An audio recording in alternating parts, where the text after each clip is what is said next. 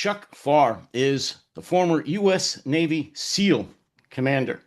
Since leaving the Navy, he's become a very successful writer, publishing several screenplays as well as works of fiction and nonfiction. He is a sought after geopolitical analyst, and he is one of the best authorities on both Ukrainian and Russian military strategy and tactics.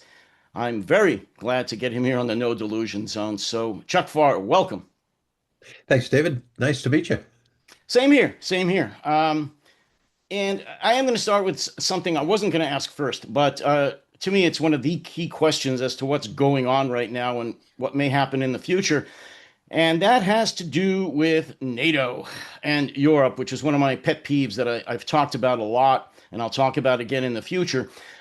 In some of your recent podcasts, you talk about the tried and true Russian strategy of disperse the chaos, and as well as the gray zone operations that are happening and have happened in Europe over the last while. And so, my first question for you is, why, in your opinion, the tepid to almost non-existent sometimes NATO response to the drones, to the MiGs, to the arson, to the murder, to the meddling in elections, as well as the whole ghost fleet nonsense? And I'll just end that question by saying that, and in addition to all of that, I just read that over the course of this summer, July and August, the European total support for Ukraine dropped 57% over what it was from January to June, which is disheartening. So, again, tell me in your opinion, from what you know, what you've seen, what you feel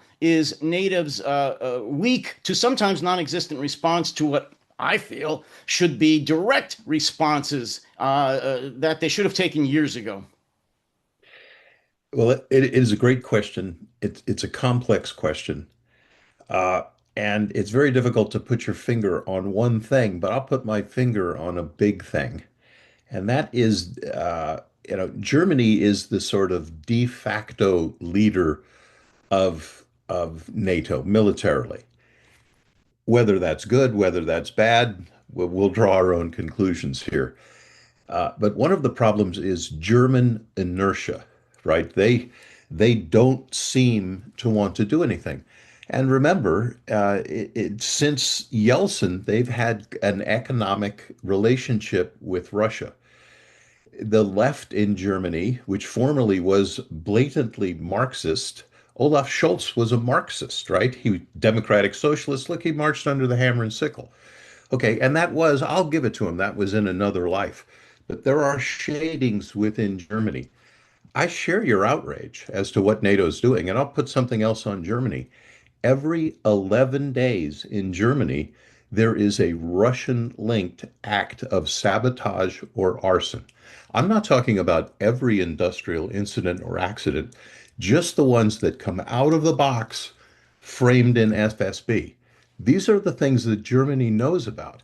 Okay, to add more outrage, there have been 600 airspace violations into Germany by Russian drones.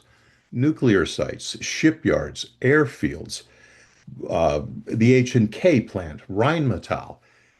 Germany just remains inert, and I think the other NATO countries look at that and they don't feel compelled to move. One other thing I'll add too. The big problem is on our side of the Atlantic. The big problem